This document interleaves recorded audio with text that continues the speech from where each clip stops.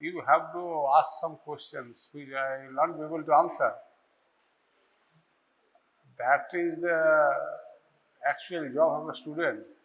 My purpose is to stimulate you to read and think something beyond which is written, not written in the book, textbook. It is not that I will teach whatever is written in the book. You think something beyond. Otherwise, what is the purpose of attending this class? You can read it at home. The purpose of teaching or a teacher is to stimulate the students to find interest in the subject and to think beyond what is written, because until unless you think, you will not do anything. And the knowledge what we have today will remain as such, and there will be no progression. You have to think something beyond, then you have to do some work where we are standing today because of the work of the several scientists across the world. This last step was the IMP synthesis. From IMP, actually IMP is not required for DNA synthesis or for any nucleotide synthesis. So like say NAD, FAD, ATP or GTP. From IMP, either since this is a purine, either ADP or GDP or GTP, GMP, AMP are to be produced. Now this is one mechanism where from IMP is the basic molecule. From where IMP, AMP is to be produced. Only you just note one thing, just IMP to adenyl succinate. Just write down the adenyl succinate. If you can remember the name of the enzyme, it will be good. Adenyl succinate synthetase. See here, ATP molecule is there. Synthetase, that is the reason. And since adenyl succinate is produced, so the name of the enzyme is adenyl succinate synthetase. Okay. Now, just like the previous step also in the purine synthesis, aspartate was used and it is getting converted to fumarate. The same thing is happening here. So, it is giving basically one methyl group here. Okay. So, that is the reason why it is becoming adenosine monophosphate. So, it is devoid of amino group here. That amino group is coming from aspartate. And this is this amino group, that's why it is adenosine monophosphate. So, only thing is that it cannot produce it directly, but via adenyl succinate. Similarly, GMP is produced by another step, that is IMP dehydrogenase. Here xanthosine monophosphate is produced. Since this is a dehydrogenase enzyme, that means some kind of covalent will be required, and here it is NAD is required. NAD is taking two hydrogens, so it is getting oxidized basically. So, yesterday class I told you 2-oxy, 6-amino purine. Now you see this is the oxy group, where this dehydrogenation has been done. So, ionosine monophosphate is converted to guanosine monophosphate or GMP via xanthosine monophosphate. And one drug which we will be using in clinical life is mycophenolate mofetil, that inhibits this enzyme. So, basic difference here is just note down this, that will be most useful. IMP to adenyl succinate to AMP, IMP to xanthosine monophosphate to GMP. Only thing that middle part is different. Okay. Now, what this is formed, AMP or GMP. Now, we have to have diphosphate, we have to add one phosphate. So, for that we require a kinase enzyme. Kinase enzyme is always required for phosphorylation. So, from AMP to ADP, one kinase will be required, and from ATP to ADP to ATP, another kinase will be required. Similarly, if you just do the reverse thing, the ATP to ADP, then one you have to nucleotide phosphatase you have to use to clip the phosphate bond. Okay. So now this was basically ribose 5-phosphate. So only ribonucleotide is formed. Now ribonucleotide will be used for RNA synthesis. For DNA synthesis, we require deoxy. That's why that ribonucleotide is to be converted into deoxy, and the enzyme responsible is ribonucleotide reductase. So this causes reduction. So that deoxy formation, see here at third position, hydroxyl group is there. Second position hydroxyl group is there. 2-deoxy, 2'-deoxy. Remember that structure, 2'-deoxy. So this hydroxyl group, you see, it is getting removed. So it is not there. So ribonucleotide reductase is required. Now here a reduced thyroidoxine is used, which gets oxidized. Now in order to make the another cycle, we require NADPH to make it reduced state, just like glutathione, GSH to DSSG. Again, to take it back to GSG, we require NADPH to convert GSSG to 2 molecules of GSH. Okay, this is same mechanism. Here only NADPH is used. So this is actually required in the S phase of the cell. In the cell cycle, you will get one resting phase, one synthetic phase. During active synthesis, active proliferation of the cells, particularly during cell growth, or when the demand is very high, or when there is a cancerous tissue, this phase will be active. Okay, because DNA synthesis will be required. Cell cycle will occur from one cell to two cells will be 2 to 4, 4 to 8 in that proportion. So the cell will require raw materials, building blocks, and the DNA is the building blocks for that. That is the reason why it is active during S phase of the cell. Okay. So purine synthesis, I told you in the yesterday also, it is a very tightly regulated process. Excess cannot be produced.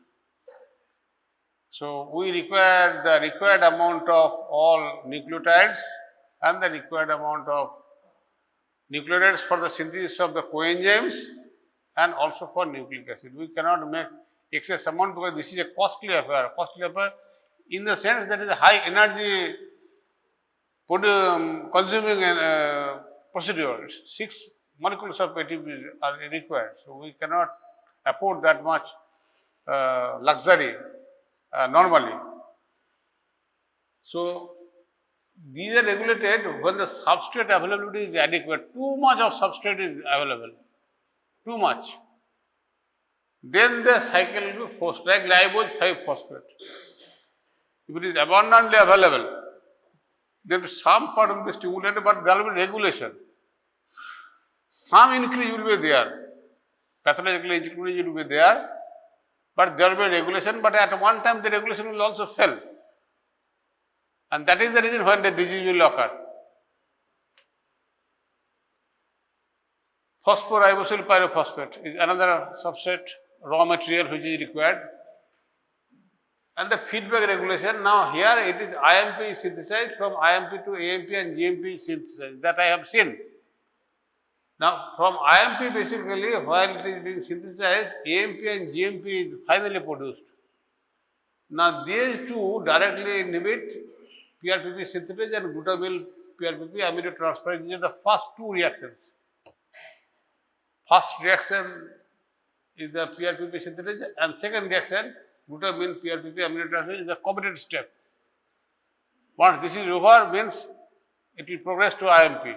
So control must be there because energy will be required.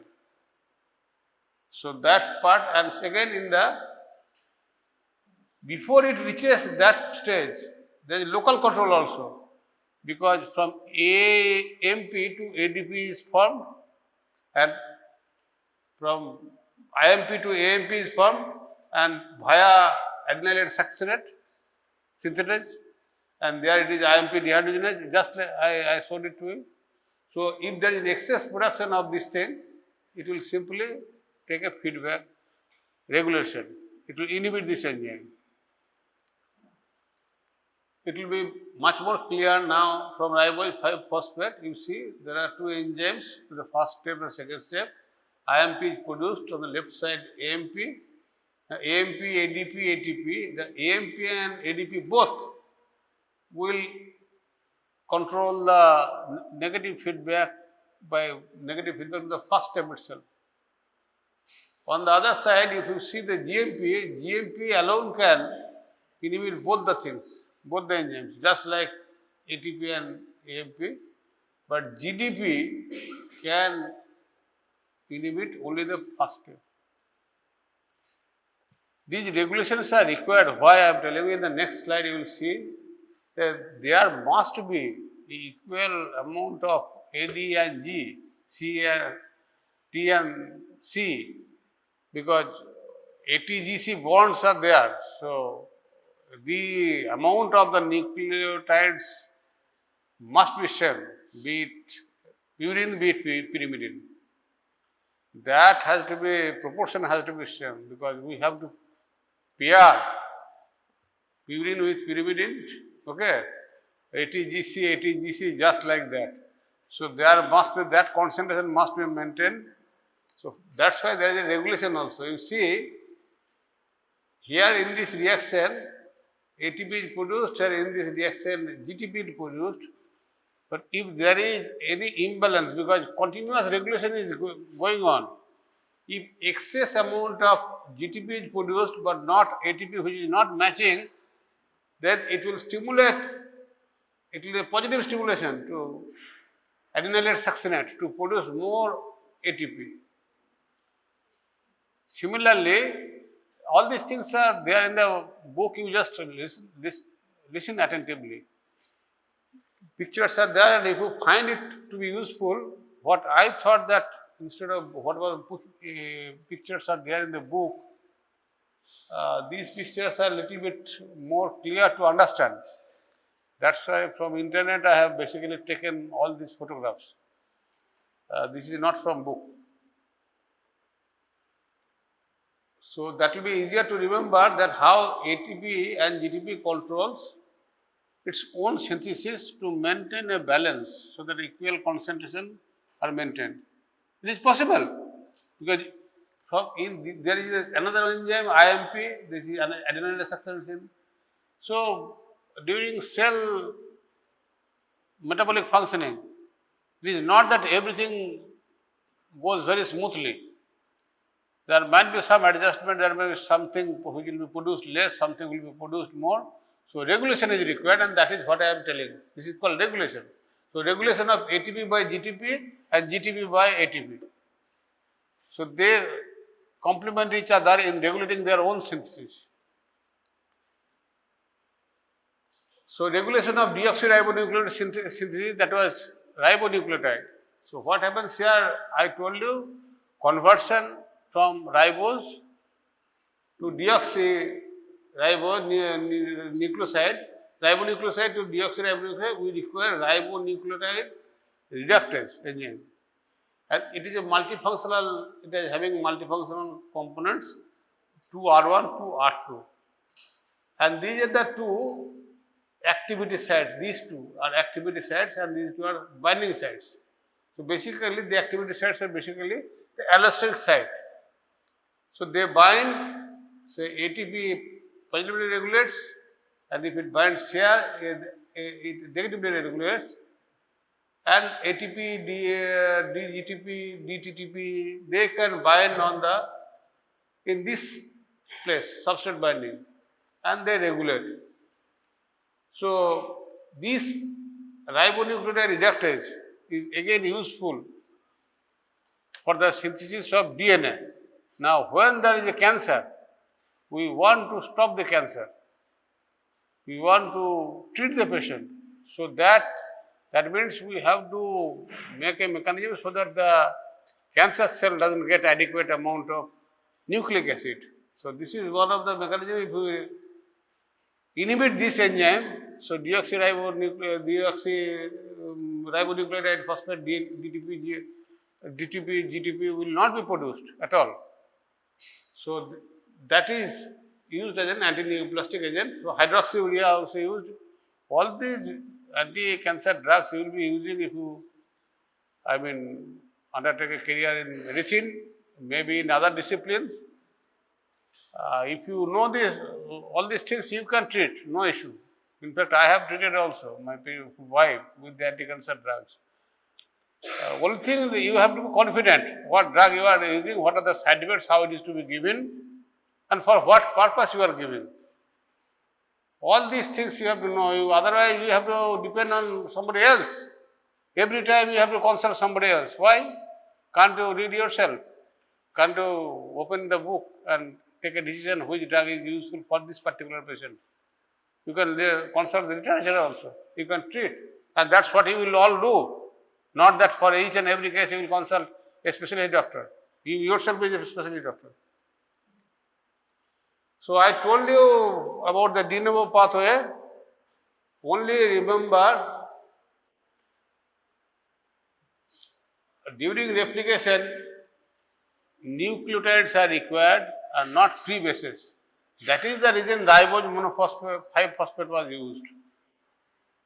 If only the purines were synthesized, then it has to be again coupled to another sugar, that is ribose 5-phosphate or deoxyribose 5-phosphate, whatever be the situation. Okay. So that part is required. That's why nucleotides are produced directly for diabetes.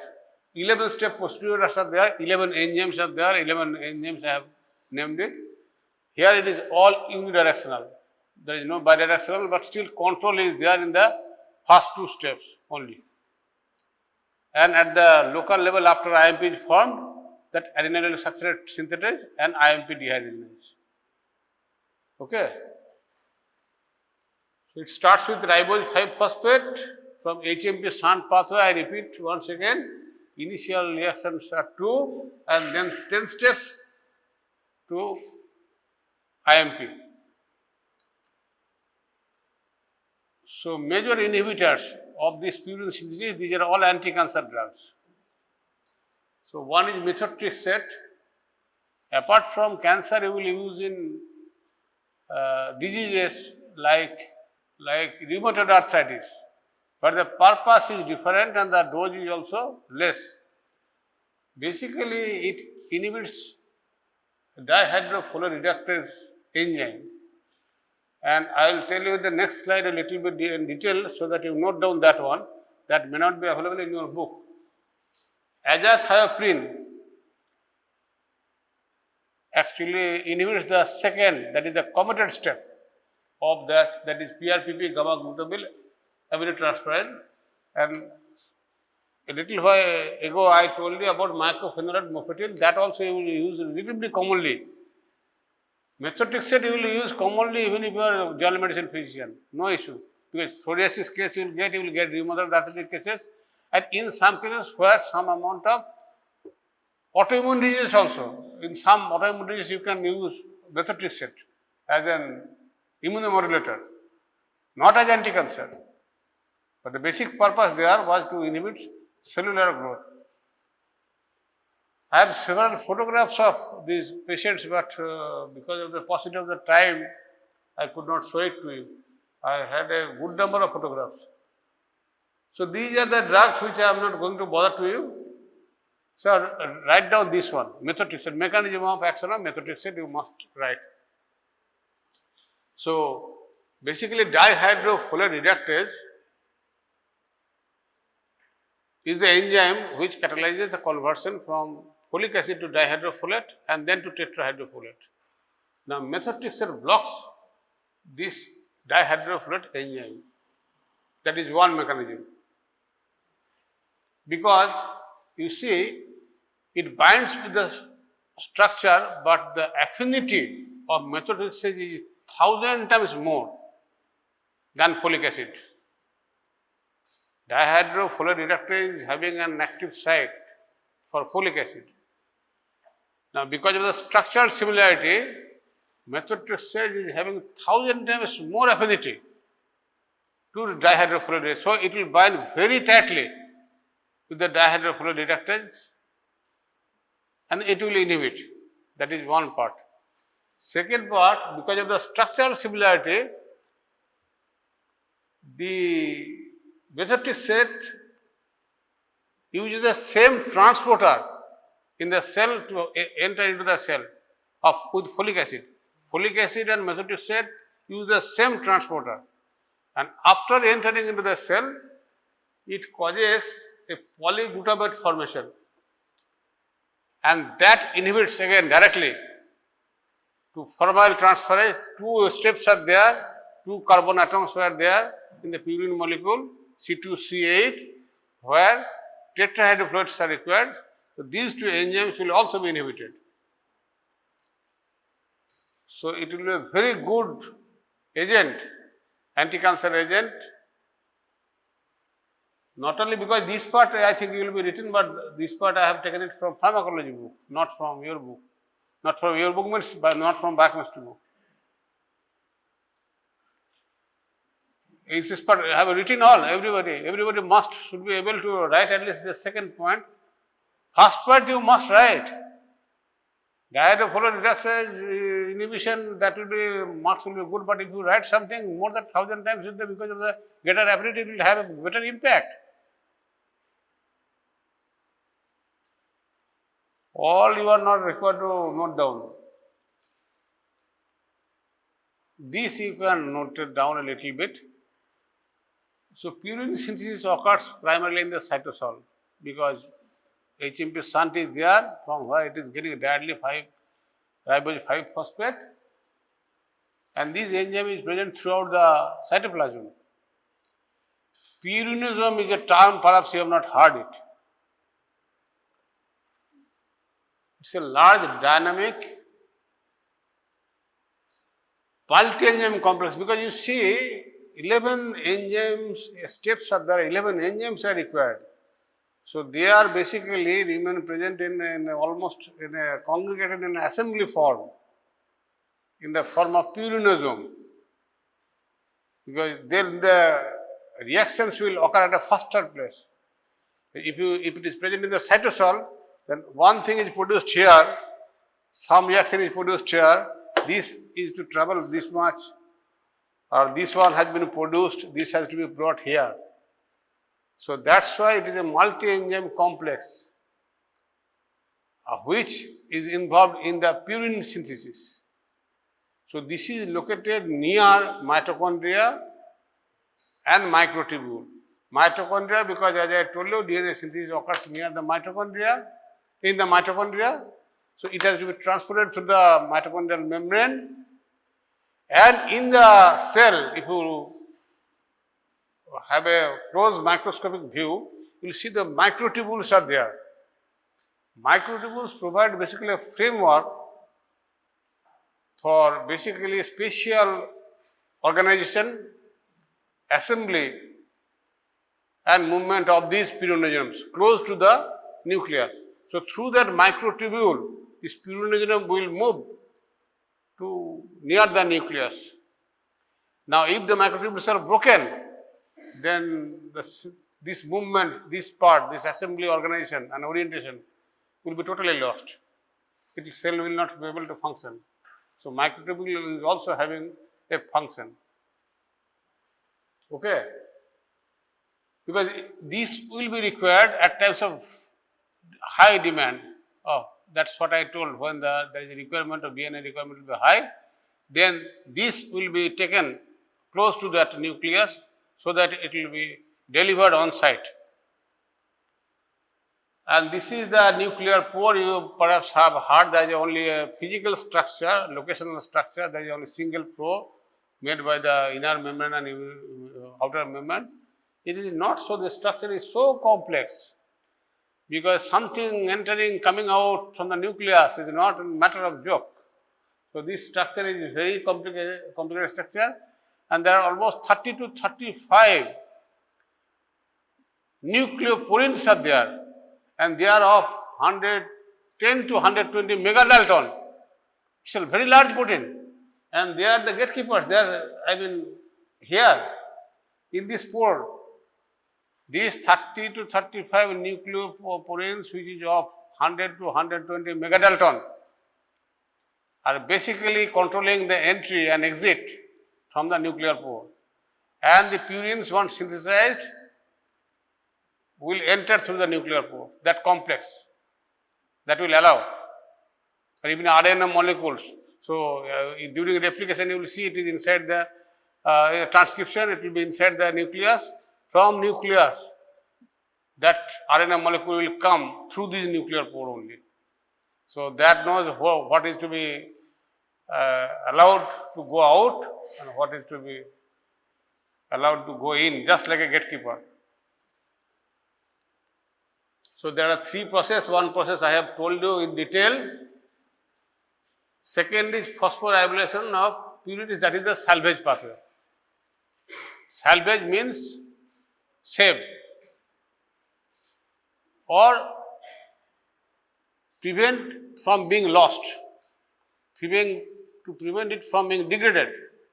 Basically, if you allow the pathway to proceed, then these nucleotides or purine bases will be basically oxidized, because after so much of effort, so much of energy expenditure, adenine, guanine, hypoxanthine have been formed.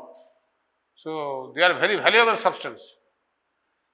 So, they need to be recycled always, so that there will be no fresh requirement, and that is the reason salvage pathway is there. Purines are there, only thing is that you have to phosphoribosylate. So, for phosphoribosylation you will require PRPP, and if it is only purine nucleoside, then only you add only one phosphate. So, what happens here, AMP and GMP produced at the end from IMP. Now, GMP gets cleaved by nucleotide to give guanosine. This is a nucleotide. So, nucleotide will break it to nucleoside, and nucleoside will break it to purine. Now, guanine will be formed. Similarly, AMP, adenosine will be formed. From adenosine to ionosine will be formed by deamination, and ionosine will produce to hypoxanthine. Okay. Now, from guanine to guanine deaminase, here adenosine deaminase is producing ionosine, guanine will be producing guanosine deaminase, guanine deaminase to xanthine. So, hypoxanthine will proceed to xanthine by xanthine oxidase, and the same enzyme will convert xanthine to xanthic uric acid, and uric acid is the end product of purine catabolism. Urea is the end product of protein catabolism. Don't get confused. Now, note down one thing. What is the end product of pyrimidine catabolism? That you find it out and read it. That is the home task for you. Okay. The catch question will be there. Once you say, since pyrimidine is not there, what is the end product of pyrimidine? Do you understand? End product of uric acid, purine you will say uric acid, end product of protein you must say that it is urea. What is the end product of pyrimidine? I am giving you a task. Okay? You tell me in the class. I am not going to tell. Anyway, this is the first step. So, this basically now is getting lost into uric acid.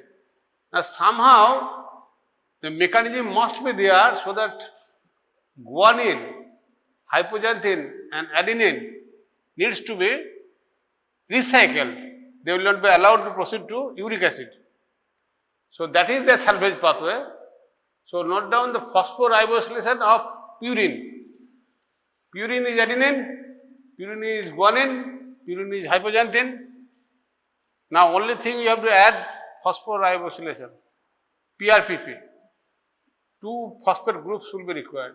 So, the enzyme will be here adenine phosphoribosyl transferase. Phosphoribosyl is there. So, basically it will convert into AMP. Guanine and hypoxanthine uses the same enzyme, hypoxanthine guanine phosphoribosyl transferase. So, all 3 will be back. So, they will not allow to proceed to uric acid formation, because once uric acid is formed, then it will be lost into the urine. It has to be excreted. This is not used. So, in order to prevent the precious purine molecules like adenine, guanine and hypoxanthine from being lost or degraded, the salvage pathway operates. So, this is the actual pathway I told you.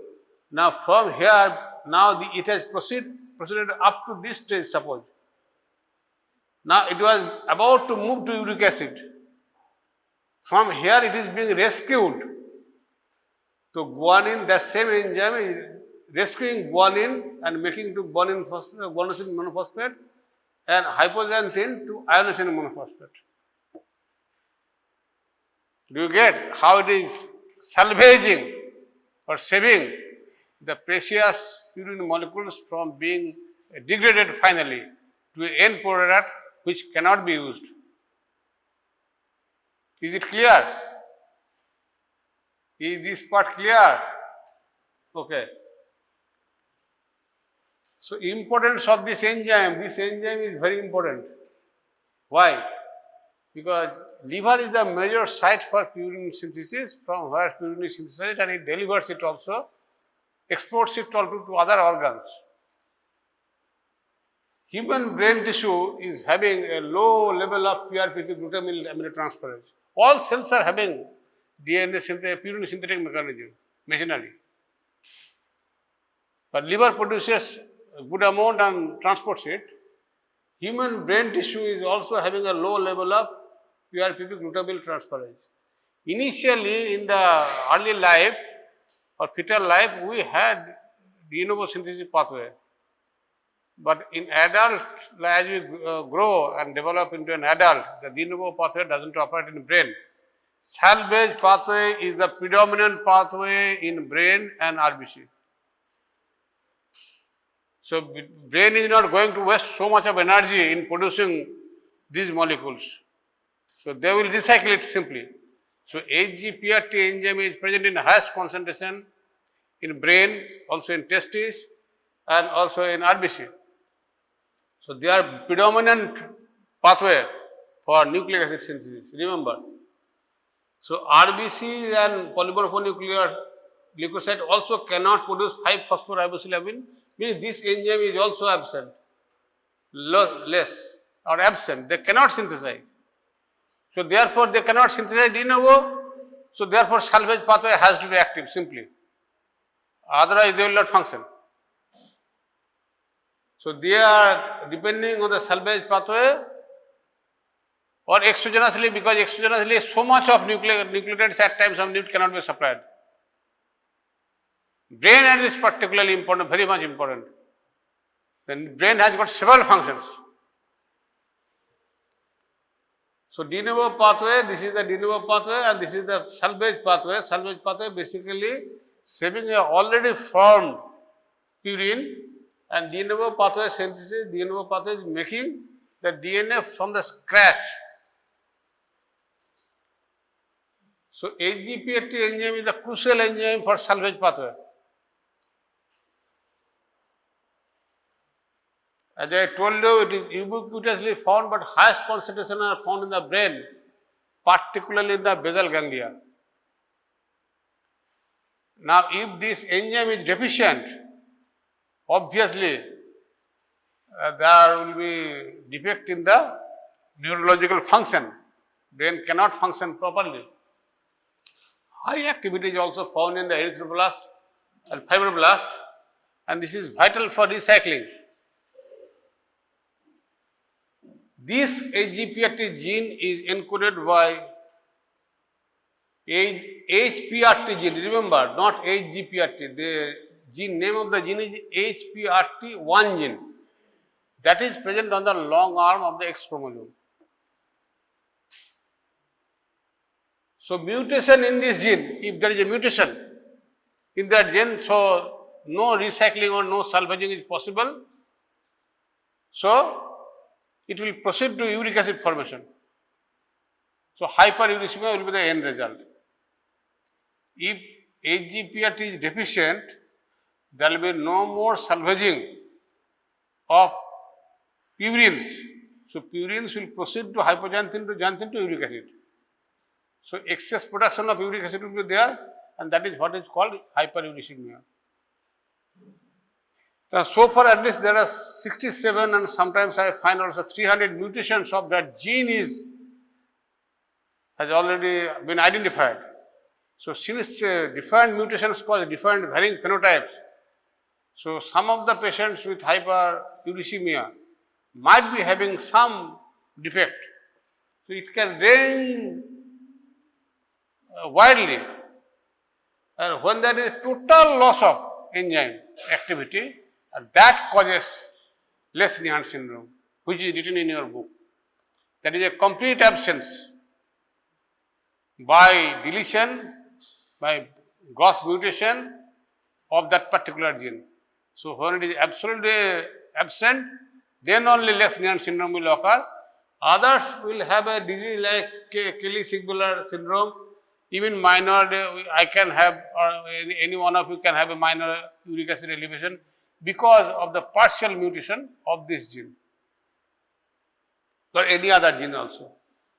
So, mutation causing complete total loss of enzyme activity such as deletion, nonsense mutation or frame shift mutation also, that is the severest form of HGPRT deficiency, that is causes Lesch-Nyhan syndrome. Now, Lesch-Nyhan syndrome was discovered in 1964. Basically, what I feel that it was discovered originally by Lesch. Lesch was the research associate and his mentor was Nyhan. So, perhaps the Lesch name is in the first term because Lesch has discovered, and Nyhan, with Dr. Nyhan, he was also working. He was a pediatrician and he was a research associate. So, everybody wants to take some amount of credit, and that is the reason why Lesch-Nyhan syndrome name is there. They actually discovered this thing. So, there is a decreased activity of the HGPRT, total absent HGPRT. So, there is a decreased nucleotides in the brain. So, everything is getting wasted. So, I told you salvage pathway is the predominant pathway in the brain. So, if that doesn't function, then there will be excess loss of precious nucleotides in the form of uric acid. So, this is X-linked recessive disorder. All X-linked recessive disorders have an obligate carrier mother. Means mother will carry the gene, but she will not suffer. Father will be normal. Why? Because all females have two X chromosomes. One X chromosome protects the other. That's why in females this disease doesn't manifest. But in males we are having only one X, one Y. There is no protection. So, therefore, if the disease comes from the mother is having two X gene, two X chromosome. Now, by chance the X chromosome which is having the disease comes to the baby, then and it is a male child, but the male child is going to suffer. That is the uniqueness of X-linked recessive disorder, and it is an unfortunate part. Any disease occurring in any children of any mother is definitely bad, but when she will understand that she is responsible for the birth of her own son, then of course you can imagine what would be the situation. Anyway, these these diseases, what you have so far read in glycogen storage disease or whatever disease you have said, syndrome, these are really, really very rare. So, and in our country, there is no such study. The figures which you get are studies done from abroad. So, in USA figure they 1 in 3,80,000 cases. So, this is a huge number. So, the incidence is in there, and we always quote that thing. We don't know whether the figure is 38 lakhs in our country or not. It is possible. If we screen in genetic screening for all individuals, then we will now know what is the incidence or prevalence of genetic diseases. That is not done because this is a very costly affair. And for rare diseases, government is not going to give money. Funding is a big issue. So, it is having 3 major clinical characteristics. One will be hyperuricemia, as you understand why it is so. Second, neurological manifestation, because brain is the salvage pathway, basal ganglia is highly concentrated. So, that part will not function properly, and other neuronal tissue also. And because of that thing, there will be behavioral disturbance. Self-mutilation or self-injuring behavior is a characteristic feature. There will be many other features. They might have an opisthotronous, body will be arched like back. They will be having a spasticity. While they will be walking, they will be not normal. As you can see, he is a wheelchair bound by this time. So, self-mutilation, self-injurious behavior and abnormal behavior, developmental delay, these are the hallmarks. And arthritis will be there because high uric acid will be there. Now, how will you diagnose? First initial diagnosis from the clinical picture, suspicion must be there, and then you measure uric acid. It will be very high. Then you measure the HGPRT enzyme. It is very difficult to get a laboratory where it will be done. It is not done because this is a very rare disease, therefore the laboratory does not want to invest. So, otherwise you have to send it for genetic mutation study. So, that is also not done in our country. Anything you want, any rare disease, it is not done in our country. Maybe material needs to be exported to USA, the genetic material, where there will be molecular analysis will reveal that the HGPRT gene is absent.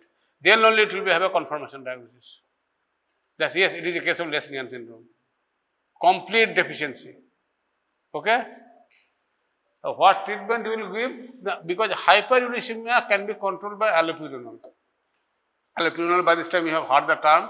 You know the drug, how it works. Allopurinol. Anyone of you heard allopurinol?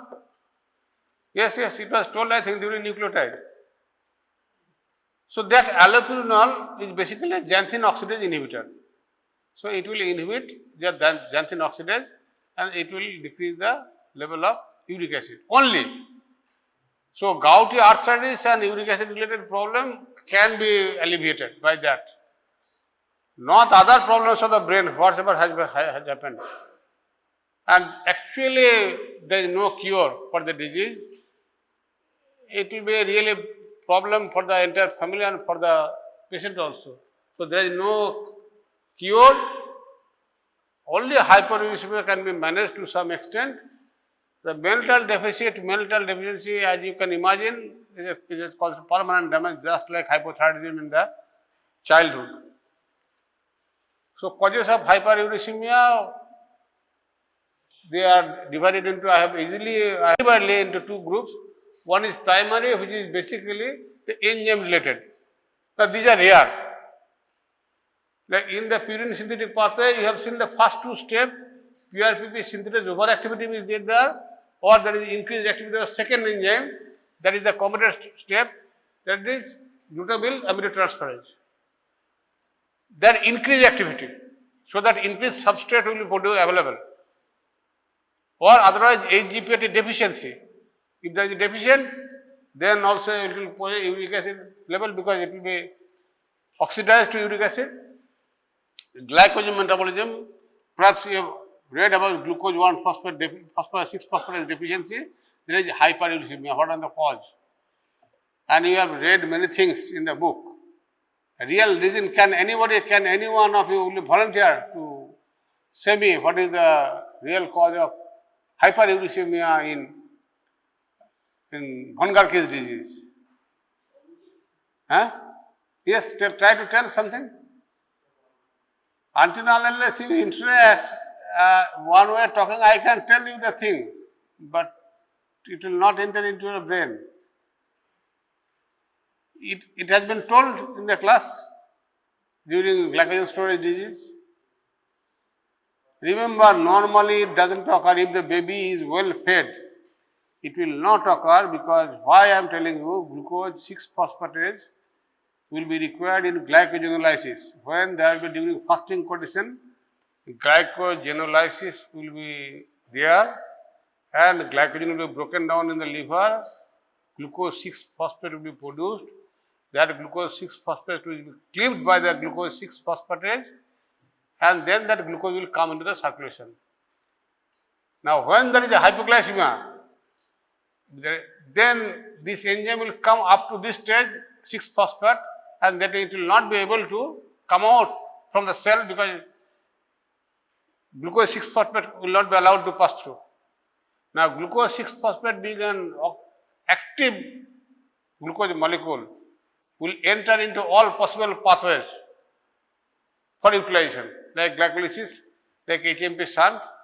At one point of time, the more the hypoglycemia, the more the glycogen breakdown, the more the accumulation of glucose 6-phosphate, the more the stimulation of glycolytic pathway, HMP shunt, at one stage it will be saturated.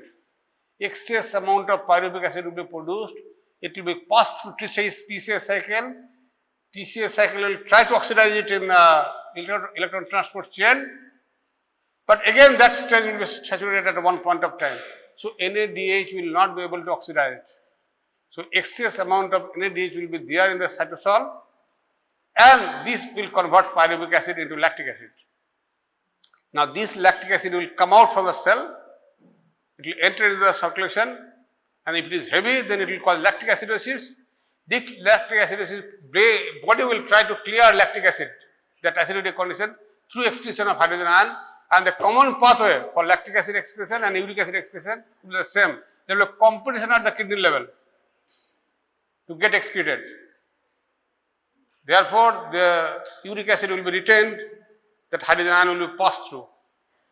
That is the actual mechanism, but in your book it is written that because of the HMP shunt PRPP synthesis overactivity is there, too much ribose 5-phosphate will be there, that will produce hyperuricemia.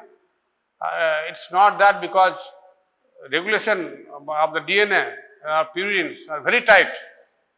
So, major mechanism is recurrent attacks of hypoglycemia. If the baby is well fed, if the disease is detected early and the baby is regularly well fed without allowing hypoglycemia to occur, then there will be no problem. Only a baby will grow for a considerable period of time, but it will not die so early. Maybe if it is untreated, the baby will die because of hypoglycemic attacks and other problems within 2 to 3 years of life. The second is commonly what you see increased uric acid level is because of the kidney functions, renal handling of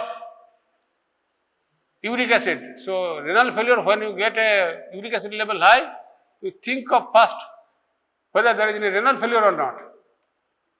And then intake of purine rich diet. Many persons are very fond of taking red meat and purine containing cellular rich food rich containing fat which is having nucleic acid.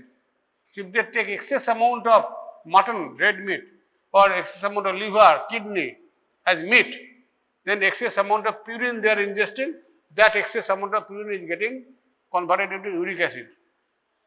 So, purine rich diet, enhanced tissue turnover or destruction.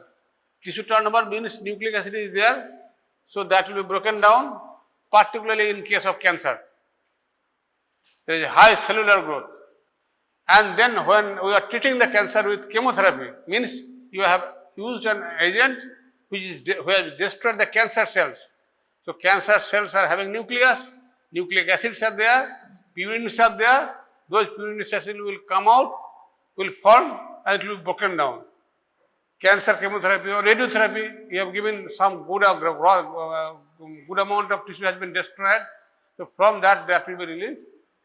And also psoriasis, this as I told you, psoriasis is not a cancer, but there is cellular overproduction, or at times some medications also will increase uric acid level as a side effect. So, when you get a high uric acid level, first think of renal failure, first take a history, whether he is taking any medicine at all or not. That you must know. So, these should come first, basically secondary cause. Some common drugs like diuretics, they take because of the hypertension or cardiac failure. That diuretics causes hyperuricemia. Or then intake of purine rich diet, what type of diet you have taken yesterday or day before yesterday. You don't know how the patient, in what condition the patient has been given the blood. You have advised the blood without proper instruction. And that's the common problem. And that's why the patient come with the abnormal report. Patients are not well prepared. You go to a laboratory, the laboratory will not encourage anything, you simply draw the blood because of the commercial purposes. You will never instruct that have you come prepared or you come after 2 to 3 days. And you are also restless. Why should I come after 3 days? Let me get it done right now. Abnormality निकालेगा तो उसके बाद देखा जाएगा. It's a problem. Or enhanced tissue turnover, if there is a high uric acid, also think whether there is an underlying malignancy or not, particularly hematological malignancy. Because leukemia, red blood cell nucleus you have seen, I think by this time it's large. So, leukemia if it is there, so don't take it so lightly, that high uric acid level should be taken very lightly. So, this is the pathway what I wanted to tell you. Uric acid deposition, can I take 10-15 minutes more? No. Can I take, because I want to finish it, only want to show the rest part of it. Only I do not know how many slides are there. Hey, these 5, 6 slides are there. This is the end. Just let me complete hurriedly. So, in hyperuricemia there is deposition of basically uric acid crystal in the joint, because uric acid is not soluble. It is present in the body as monosodium urate. It is formed, as I told you very early, lactic acid does not exist in that form. Lactate, pyruvate. We always say pyruvate dehydrogenase, not pyruvic acid dehydrogenase. Similarly, uric acid is not present in the uric acid, but as urate. So, monosodium urate crystal is formed and it is having a solubility limit. Now, when the solubility limit is exceeded, then only that uric acid gets precipitated and it is getting deposited in the synovial fluid. And then they cause inflammation like this, that is called gouty arthritis. You read it from the book, or it can be deposited in the ear, or it can be deposited in the fingers. And even when it is urine, through urine it will pass through. So, urine, if you do not take adequate amount of water, concentrated urine, it is likely that the uric acid will crystallize in the urine itself. So, uric acid stone will be there. So, uric acid crystal will look like this and uric acid stone will be like this. Okay. So, there will be solubility problem in the urine of the pH. What is the pH of the urine? At different pH, the solubility of uric acid, so that sodium urate will vary. Similarly, in the plasma, almost it is fixed 7.8, and you can see 98% is saturated if the glucose, this monosodium urate level is 7.4.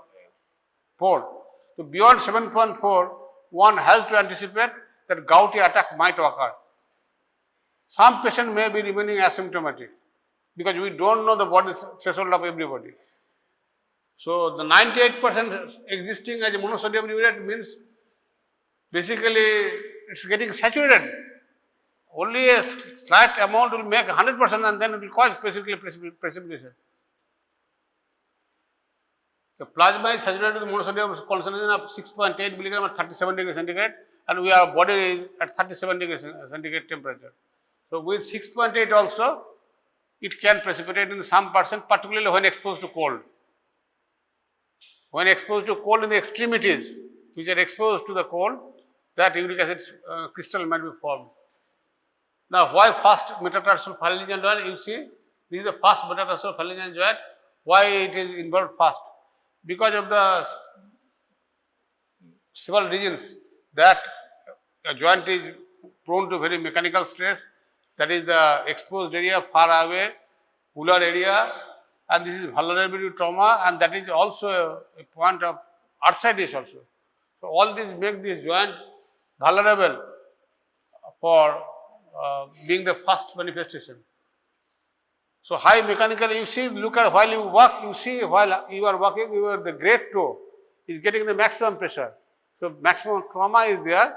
So, uric acid crystals, whatever be there, because of the movement, because of the pressure, some crystals gets broken down and enter into the synovial fluid, and then they excite an inflammation, and that is the reason why that first grade 2 is involved. Now, treatment of hyperuricemia, I told earlier, I think it was told in the class, now you note down 2 points. One, the treatment is, in a case of hyperuricemia, treatment is done normally by allopurinol, is the drug of first choice.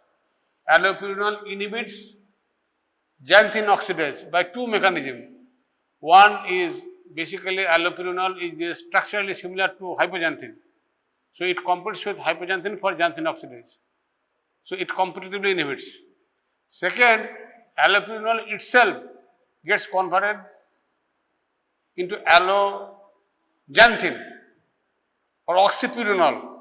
Oxypurinol also is a competitor to hypoxanthine or xanthine oxidase. So, both will bind tightly and it will cause a very powerful inhibition of xanthine oxidase. So, that will, so this enzyme will not be able to operate, so uric acid will not function. Now, in some cases, particularly refractory cases where the gouts are not responding, you need to give another agent, that is sulfylpyridazole or probenecid.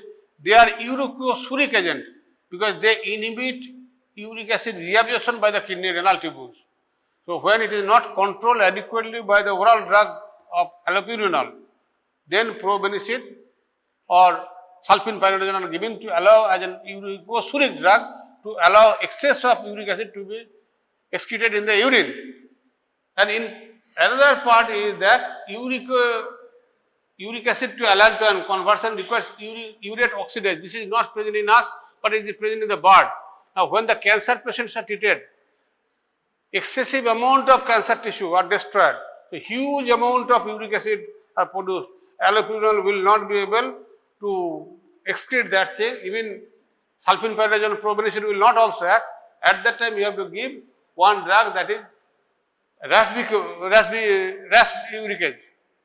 That is given to the refractory cases and those who are treated with cancer patients who will have a high uric acid level, and they will form a soluble form of uric acid, that is allantoin. For the bird excrete, that form you have to give. So, normally many patients may not tolerate allopurinol. Further, there is another drug called febuxostat, and this is widely used.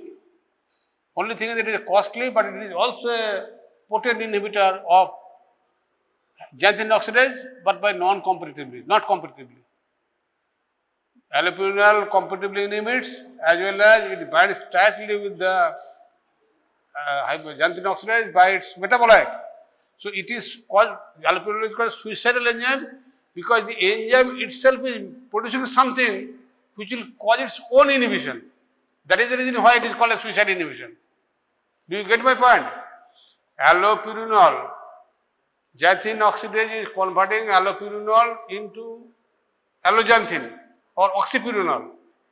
So, it is producing some substance which is causing its own inhibition, and that is the reason it is called a suicide inhibition. Last part of the purine synthesis was phosphorybosilation. Okay. So, only if you add phosphate by kinase enzyme to a nucleoside, it will be a nucleotide. So, this is adenosine kinase, deoxyribonucleic kinase, guanosine kinase, and deoxyguanosine kinase. Now, key steps of nucleic acid breakdown is that first nucleotide is formed. From nucleotide you break it down to nucleoside to break it down to nucleotide purine base, and then the xanthine formation and hypoxanthine formation to uric acid formation. Now, it depends between the balance between the de novo synthesis, salvage pathway, and how much purine rich diet you are taking, and how our kidney, the patient's kidney is excreting that uric acid. Because if there is a renal failure, if everything is normal, but but kidney is not functioning properly, which happens. Many patients suffer from kidney failure. So there the kidney will be not be able to excrete uric acid. For that, uric acid will be laid, and that may be the first sign, first investigation report you might get, based on which you will be suspect that the patient might be having an early renal failure. So when the renal failure is advanced, that means the patient is basically gone. It is very difficult. The patient might require dialysis. Many patients remain asymptomatic, believe me, at a very high urea creatinine level. So severe combined immunodeficiency disease, one you see as the adenosine deaminase deficiency. This is causes a severe immunodeficiency disorder. Immunodeficiency means both T cell and B cell. There are two types of immunity. One is cellular immunity, one is humoral immunity. Cellular immunity is made by the T cell and humoral immunity is made by the B cell. Now both the lines will be totally destroyed. So that is called severe combined immunodeficiency disorder, and there is no immunity in the baby. So baby will die of infections. So only alternative treatment is stem cell transplantation. If it can be given, it can be diagnosed. ADA deficiency, there will be severe infection in the baby. So high amount of DTP will be produced, DATP will be produced, and that will be toxic. It will not allow that ribonucleotide reductase enzyme to function. At the last point, this I told you yesterday about these diseases, out of which gout is relatively common. Rest three diseases are very, very rare. Now, phosphorylase deficiency, purine nucleoside phosphorylase deficiency, see, so far only 50 cases are reported in the worldwide. So it is a mutation of the PNP gene, and there is a toxic buildup of DGTP. Again, there will be recurrent infections, developmental delay, and diagnosis again. First suspicion is by hyperuricemia here, and typical treatment is basically bone marrow transplantation. So these rare cases should not be thought of immediately. Only thing is that you just think of when there is a high uric acid level, first think of any drug history, then check whether there is any kidney problem or not, rule it out first by doing an urea creatinine. Then you might think that it might be due to purine-rich diet also, and then you think that it might be a minor variation of the salvage pathway gene, or lest you think of the overactivity of the, synthetic pathway. Because as I told you, already 63 mutations are identified. In another source I have seen 300 mutations, 600 mutations are there. So extreme deficiency, absolute deficiency will cause the Lesch-Nyhan syndrome. Others will have a spectrum of variable level of uric acid level for which you need to give drug therapy. Okay, now read it.